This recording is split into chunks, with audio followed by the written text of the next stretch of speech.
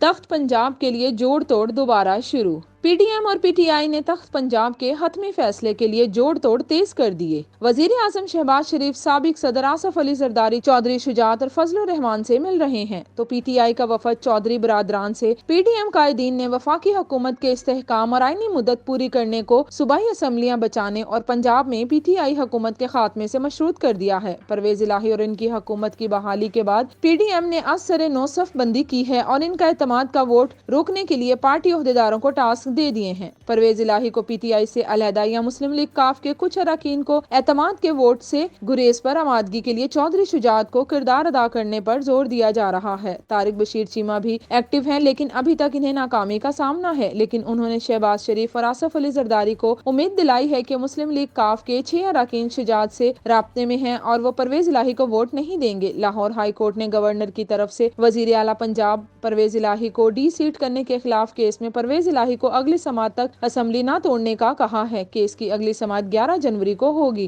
جس کے بعد پی ٹی آئی کی طرف سے اعلان کیا گیا ہے کہ پرویز الہی اسمبلی سے اعتماد کا ووٹ لیں گے، جس کی کامیابی کے بعد اسمبلی توڑ دی جائے گی۔ تاہم ابھی یہ واضح نہیں لاہور ہائی کورٹ میں لگا کیس کیا رخ اختیار کرتا ہے۔ دوسری طرف مسلم لیگ نون کی قیادت کا کہنا ہے کہ پارٹی نے پنجاب میں الیکشن کی تیاری کر لی ہے۔ سینئر رہنما رانا ثناءاللہ نے میڈیا ٹاک میں کہا کہ الیکشن وقت پر ہی ہونے چاہیے، لیکن اگر پی ٹی آئی اپنا کام دکھاتی ہے تو صرف اسی صوبے میں الیکشن ہوں گے جس کی اسمبلی تحلیل کی جائے گی۔